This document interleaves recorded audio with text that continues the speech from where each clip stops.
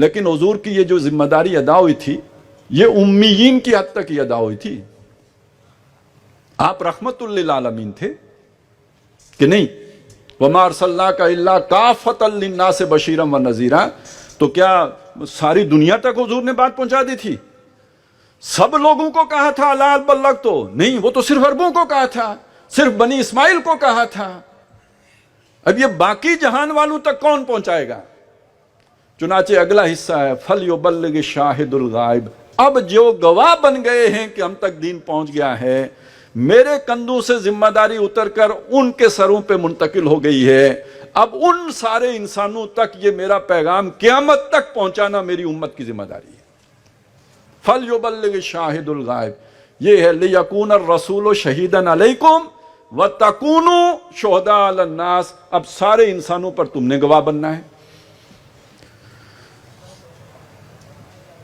بدقسمتی ہے ہم اس تصور کو نہیں جانتے.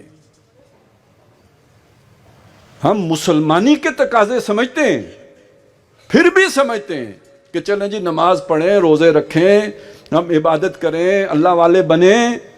یہ مسلمانی کے تقاضے ہیں، یہ ابدیت کے تقاضے ہیں. یہ امت کی حیثیت سے جو ذمہ داری عائد ہوتی ہے یہ اکثر و بیشتر ہمارے ذہنوں میں نہیں ہے. یہ اگر ذہنوں میں ہے ہو تو ہمارا کریکٹر بالکل ایک دوسری اور طرح سے اس کی ڈیمانڈ آ جاتی ہے، کیونکہ اس مسلمانی کے تقاضوں میں رخصت بھی ہے. وہ تو بندے اور اللہ کا معاملہ ہے نا، کسی تھرڈ پرسن کا تو اس میں کوئی چکر ہی نہیں. ٹھنڈ ہے، مجھ سے نماز نہیں پڑھی جاتی، بھائی ٹھیک ہے، مولوی صاحب کہیں گے کہ لازمی پڑھنی ہے کیونکہ وہ تو فقہ کے مطابق بات کریں گے. لیکن میرا اور اللہ کا بھی کوئی معاملہ ہے، میں سمجھوں کہ شاید اللہ مجھے معاف کر دے، ہو سکتا ہے کر دے، یہ میرا اور اللہ کا معاملہ ہے. تو میں بستر سے نہ اٹھوں. بہت سے لوگوں کے ساتھ ایسا ہو جاتا ہے نا، اللہ کے ساتھ ذرا ذاتی ریلیشن ان کا ایسا ہوتا ہے.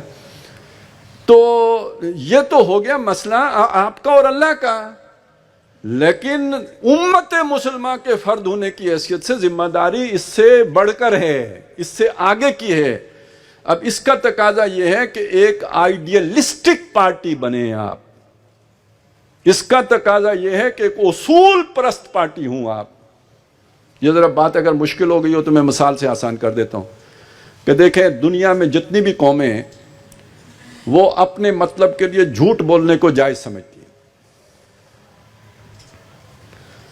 اور یہ بات اتنی پھیلی ہوئی ہے نا کہ ہم بھی اپنے لیے مطلب کوئی جس میں جماعتی مفاد، اپنی ذات کے لیے جھوٹ بولنا برا سمجھیں گے، لیکن جماعتی مفاد کے لیے جھوٹ بولنے کو گوارا کر لیں گے، کیونکہ جماعت ہم نے اسلام کے لیے بنائی ہے.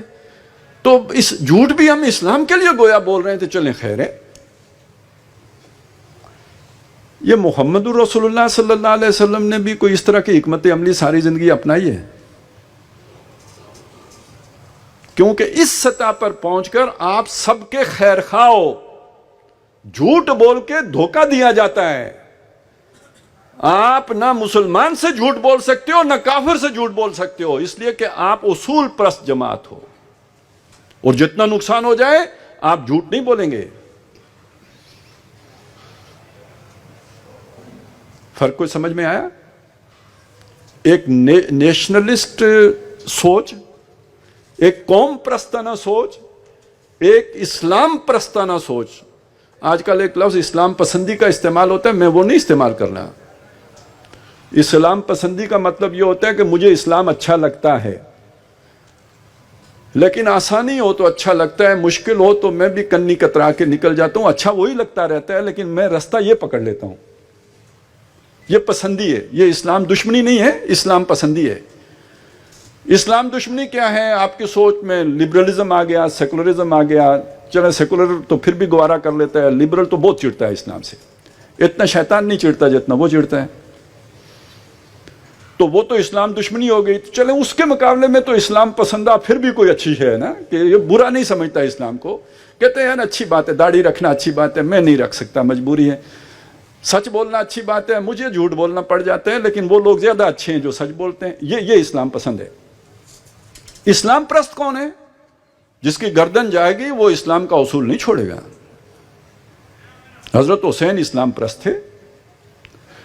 تو یہ جو امت مسلمہ کا تصور اگر آپ کے ذہن میں آئے گا تو آپ صرف مسلمان نہیں ہیں، اب آپ اسلام پرست ہیں، اب آپ اپنی جان نچھاور کریں گے اس کے اوپر. یہ جان دینا ہے وَلَا تَقُولُوا لِمَنْ يُقْتَلُ فِي سَبِيلِ اللَّهِ اموات، یعنی یہ اپنی جان دے کر اس نے حق ادا کر دیا شہادت علی الناس کا، اس لیے اب آپ اسے شہید کہتے ہیں. وہ میں نے شروع میں سوال آپ کے ذہن میں رکھا تھا نا کہ اسے یاد رکھیے گا کہ یہ مقتول فی سبیل اللہ کو شہید کیوں کہتے ہیں. اصل ذمہ داری شہادت علی الناس کی ذمہ داری ہے، جس نے اس ذمہ داری کو ادا کرتے ہوئے اپنی جان دے دی، گویا پرفیکٹلی اس نے اپنی ڈیوٹی پرفارم کر دی، وہ شہید ہو گیا. اچھا اسی لیے کہتے ہیں کہ نبی بستر پہ بھی فوت ہوں تو شہید ہیں. کیوں؟ وہ مقتول تو نہیں ہوئے، اس لیے کہ ان کی تو پوری زندگی وہ شہادت دیتے گزر رہے تھے.